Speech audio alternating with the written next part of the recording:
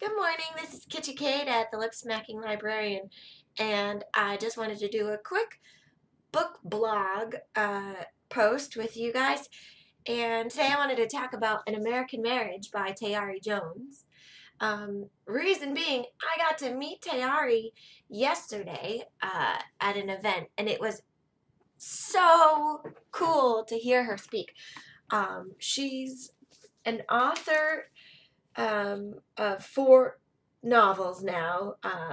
I had read her other previous book, The Silver Sparrow, and then I read this book this year, which has gotten a lot of acclaim from being Oprah's book club pick.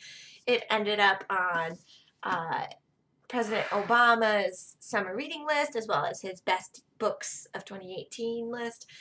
Um, and anyway, it's basically a story told in three perspectives of a couple, Roy and Celestial, who are separated early in their marriage by Roy's wrongful incarceration.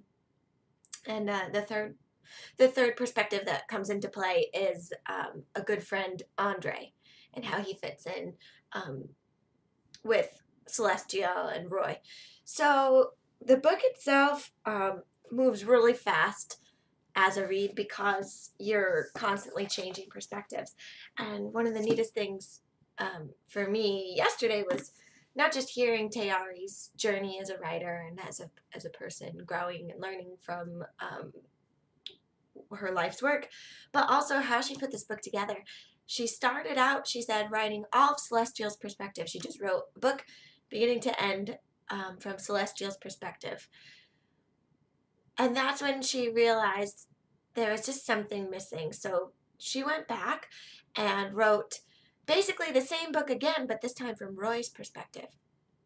And she said then she really started to see the story take shape and to really feel that there was room for moral ambiguity and to see both perspectives of how this incarceration was affecting their marriage. And then, which I think is just fantastic, she added the third perspective of Andre, who started out as a very good friend of Roy and Celestial together. Ah, the cat's gonna jump down. Say hi, Cash. Hello. Can I go now? Here you go. So, and then she said once she threw Andre into the mix, there was enough room for the men to really express themselves in the story. That when it was just Roy, he had a lot on his shoulders to represent, I don't know, the male perspective in this story when it's not just one perspective out there. So anyway, that I found that to be really interesting, the way that she crafted the novel. And she talked about at the how it was going to end. She had a really hard time finishing it, and she said it was like a bad relationship where they're both living together. She and the book are still living together, but neither one of them has enough money to move out. So the book's sleeping on her couch, but they're not speaking. And if I remember correctly, which I probably don't because I did read this during the summer, yes, it's true. It does end in an epilogue. But such a good epilogue. Oh. And another note that I hadn't picked up on until now, I'm looking at the book and paying more attention to the cover. How, first of all, how beautiful the cover is, but that that bit there, oops, right there, where the tree is just barely holding on. I can now see the significance of that. And if you've read the book, you'll also probably know what I'm talking about. Another thing that was really interesting from hearing her speak was she mentioned her reluctance to choose this title. It sounded like in the process of choosing the title, it didn't take very long for her to come up with that title.